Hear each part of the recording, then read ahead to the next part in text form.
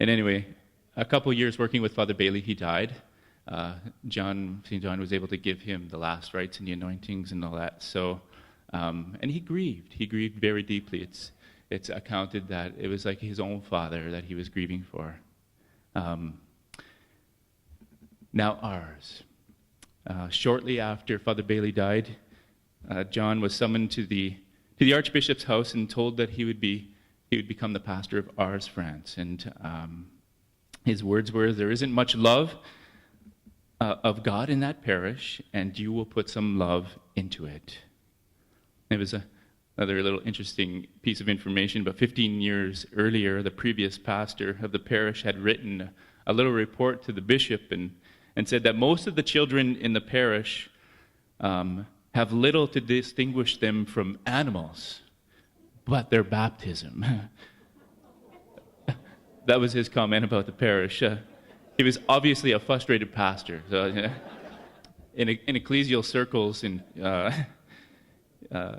Ars was seen as a bit of a type of Siberia, and so it wasn't a place where the priests really wanted to go.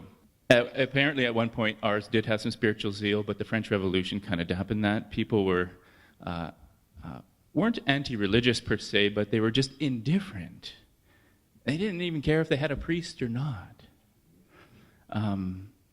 So St. John walked to École, 38 kilometers from where he was, and as he approached the village, he commented on how small it was.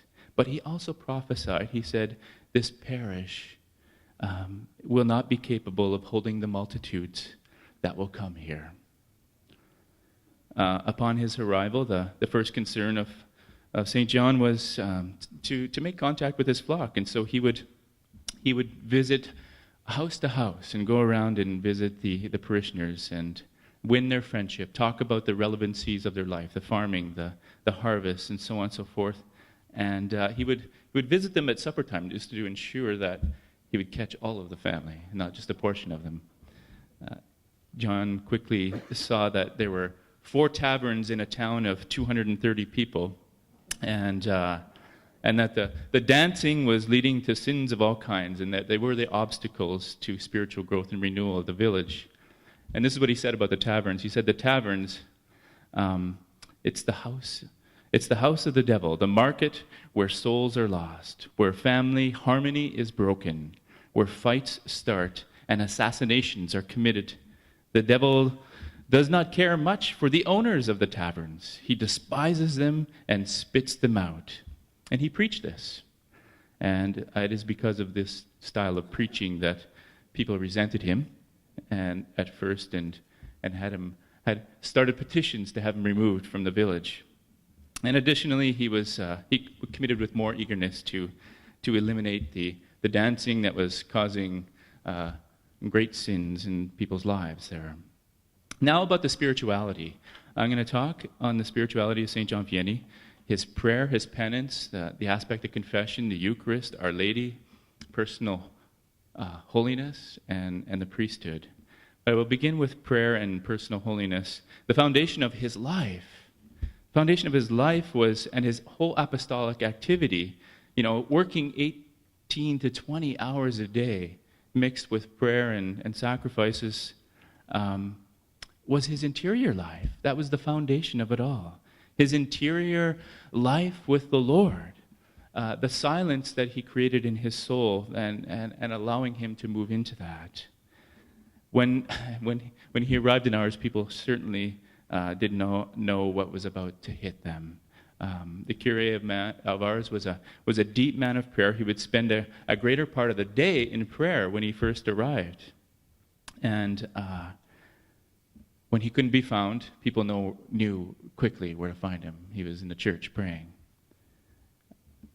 He incessantly prayed for the conversion of his parish, and he did this through exhortation, but praying and fasting primarily.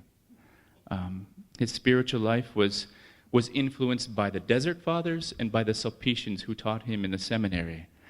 The Desert Fathers, what he gained was a love of solitude, of silence, of penance, of contemplation, and dislike for even the basic needs of the body, food, rest, and sleep, and comfort.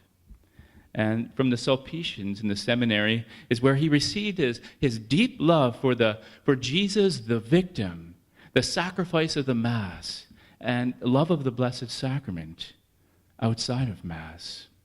He would teach his people to spend time in adoration and to encourage them to drop by at any time. He had a great love and devotion also for St. Philomena. If you read his life, he had a great love for St. Philomena.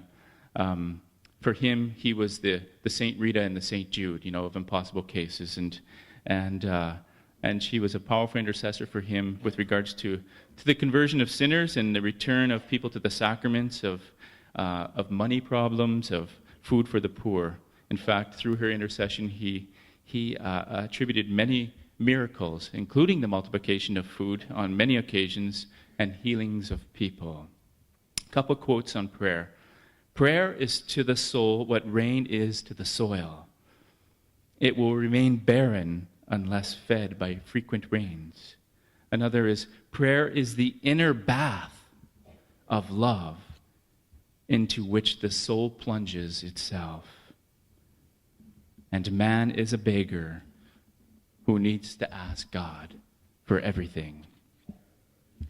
About his suffering, his penance, and the devil. Not long after he arrived in France, his prayer was this: Lord, grant me the conversion of my parish. I'm willing to suffer whatever you wish for the rest of my life. The Lord honored that prayer. He did, really, truly. He began, again, his ministry with prayer, fasting, and penance, and offered his whole life to the Lord, the crucified one. He believed so much in this that he told one priest who was complaining about the lethargy of his parishioners, and he basically said, I know you've prayed and you've preached, but have you wept and fasted? Have you kept vigil? Have you slept on the bare floor? So long as you haven't done this, you have no right to complain. That's what he told him. So in his early years, he would sleep in a cold, damp corner of his kitchen. And he had to move from there at one point because he had what they call facial neuralgia. So it's like this intense pain in his face. So he went from there to the attic, and he slept on the hard floor, and his pillow was a log. And he eventually, he just deprived himself of so many things, including sleep, obviously, in these occasions. But his principal penance was fasting. The food he lived on was a little bit of bread and a pot of boiled potatoes that he would leave on the stove all week long until they were mildewed. And then he would boil another pot of potatoes.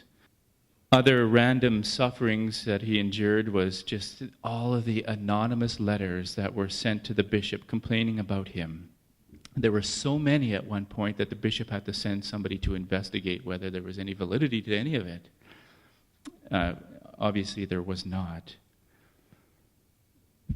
Other persecutions came from his own brothers, priests themselves.